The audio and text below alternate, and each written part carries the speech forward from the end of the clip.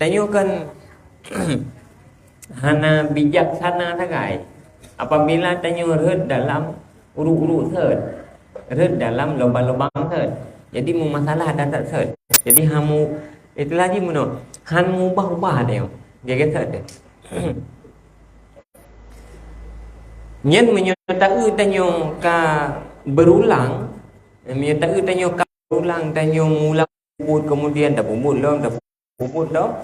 Nyen payah na renungan khusus. Jadi payah ta renungkan secara khusus bro dia. Jadi payah datang baru kui long kajit lagi orang tamping mati. Jadi menyuhana ta renungkan hana ta tayang-tayang baru dia cenderung terbawa oleh pengaruh lingkungan.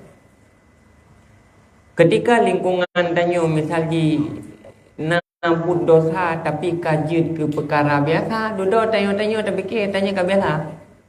Sehingga hana gehen ni perasaan dia. Hai tim gehen ni perasaan. Ada tak pubut atanya tanyo roh tak pubut tanpa beban. Nya kembali kepada penjelasan yang kali liket menyotanyo tak pubut dosa tanpa beban nyen tanda tanyo kakronisan. Menyoleh tak pubut dosa kemudian tak bangga-banggakan nya jikan le kronis.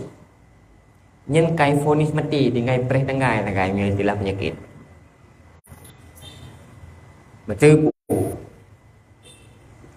Pertama masa menyo ati tak pengut gop hana merasa bersalah. Tak pengut gop. Ani you bantu roy kalau aku pengut. Kepeng kalau pucuk mepeng aku pengut. Hana merasa tanpa merasa bersalah. Begah mangop lo. Nyen menyotingkan hanali merasa beban, hanali merasa bermasalah, nyen kakroni. Menyoka kata pegah bakgop, kata kejut pegah bakgop dengan penuh kebanggaan, mentah tanyo cereng akhir dah pengegop. Nyen menyo penyakit berarti stadium paling tinggi jika. Nyen tinggal nagai preh jadual pada mati. Tanggai mati kena. Nyamban kronis ka penyakit. Jadi tanyo apabila tinggal di dalam lingkungan yang menyederhanakan dosa, ya kan? Tinggal tanyo dalam lingkungan yang menyederhanakan dosa. Ho yang terdengar orang biasa mentang pegah bah dosanya. Apabila tanyo hansip renungan gerod, hansip tatanya bak diri drod sendiri, maka tanyo akan terbawa dengan pu yang na di lingkungan tanyo. Akan terbawa dengan pu yang ada di lingkungan dia. Yang duduk atanya tapi kili tanyo kabiasa. Tanpa sadar tanyo but dosanya ada beka biasa saja. Mandu murungi pembutnya. Tetap but dosanya tetap dosa.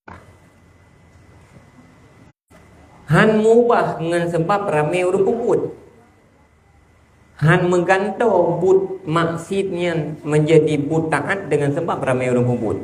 Han menggantau but mendosanya jid ke but mufahla dengan sebab ramai-ramai orang pembut. Jadi yang but dosanya tetap dosa walaupun mandu murung pembut katanya, yang but kebaikannya tetap kebaikan walaupun hana orang pembut. Sehingga tanyo baik sagai-sagai tanyo kemudian terpengaruh dengan yang na di lingkungan tanyo.